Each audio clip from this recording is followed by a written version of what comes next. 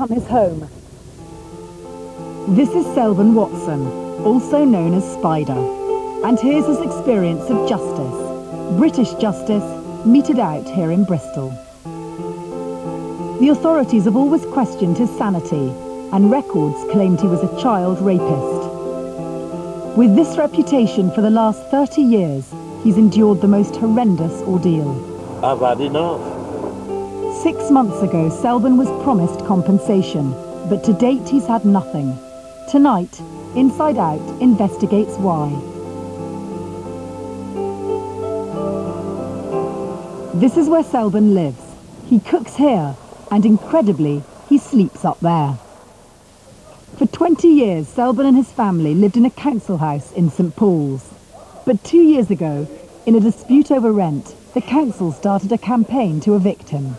An 8-man team of social workers and police, some in riot gear, descended on his house. The council were out to section Selburn. They'd made the huge assumption he was behind on his rent because he was insane. If they could section him, they could evict him. Selburn denied he owed any money and demanded they leave. Later, he called for an inquiry. Last December, Selburn faced eviction and had to go before a judge to resolve his rent dispute with the council. Local filmmaker Clive Smith was waiting for Selburn outside the court after the verdict. Later, he gave us this tape.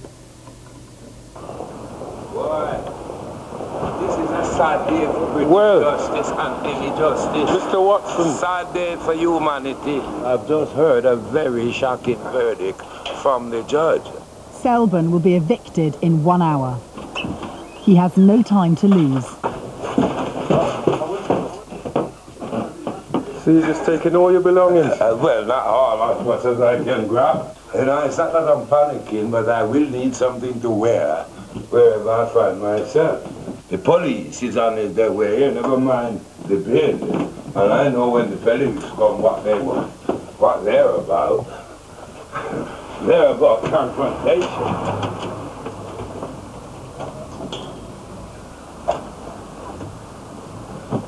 For 42 years, me in England, this is what I did live by, this is my tool. I build houses, I repair houses for people, and this is the thanks. At 2:30 p.m, the eviction begins.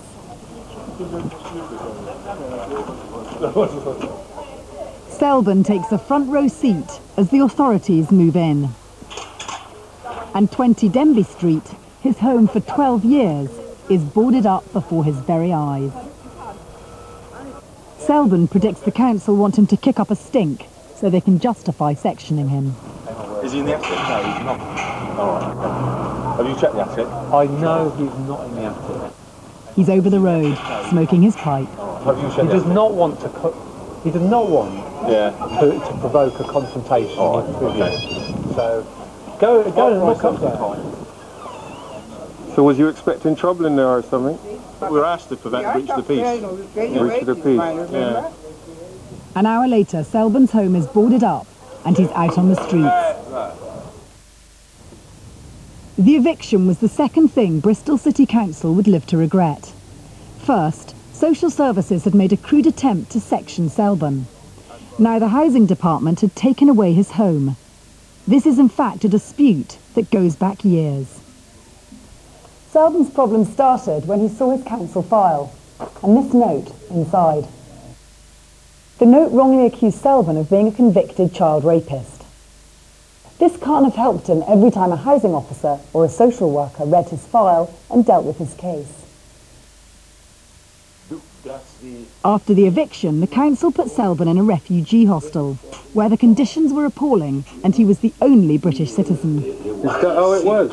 Look, you see this? That's the paint. That's the state of it. That's it. I didn't create this. This is how it is. But in order not to develop some form of rheumatism, I have to get my camping bed and camping bag and pump it up. This is what Bristol City Council is now paying £251 a week to keep me. His home in Denby Street cost them just £38 a week. Selburn was still living in the hostel in February this year, when the inquiry into how the council tried to section him ended. The report was leaked to the BBC, and it was explosive. It upheld Selburn's complaints and concluded Bristol City Council was guilty of an appalling failure of duty. Social worker Pierre Fox was guilty of misleading a magistrate to get the warrant to mentally assess Selburn. And Dr. Guy Undrill, who called for Selburn to be sectioned, was described as thoroughly reprehensible. Bristol City Council made an unprecedented public apology. Clearly very serious mistakes made. Live on air, Selburn was offered a new home and compensation. Then within 24 hours, a staggering twist. The council admitted Selburn was not a child rapist. After 20 years, the false allegation was taken off his file. At long last, it seemed that justice was finally being done for Selburn. But 6 months on, he's still in his tent. Here I am, homeless, 65 years of age, ready to go to Jamaica to see what left of the home I left there. And I can't leave. How many more? People, yet they're deporting people by the dozen every day to Jamaica, to the West Indies. Here I am, want to leave. Trust me, I want to leave. I've had enough. Selburn wants his entire case to be investigated, from the rape note onwards, before discussing compensation for all the injustices. But the council will only address it point by point. But he was treated as someone who was a priority for housing, but he didn't take the offer that the council made and chose to use the accommodation he found himself. After 6 months, the council admit they hadn't actually agreed a figure to offer Selburn. We're working out the exact amount of compensation. We will be in touch with him shortly. We have had advice from the Ombudsman and from our legal advisors on what would be an appropriate level of compensation. So very soon we'll be able to be in touch with him about that. And most revealing of all, the council's confused about what they're really compensating Selburn for.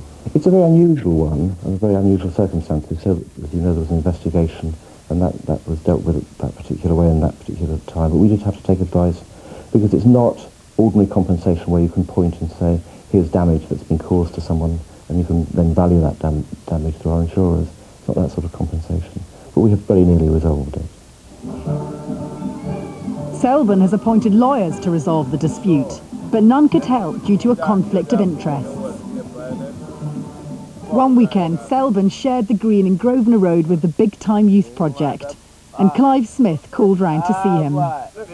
Can I come in your home? Do I need to take my shoe off? Welcome, welcome. Selburn is still holding the council to account over their promise of care. Look at this and tell me the relationship between me and Bristol City Council, if it be any really. It's bedtime for Selburn, up a tree. Let's hope I'll see you tomorrow. As long as you don't get a rabbit coming in.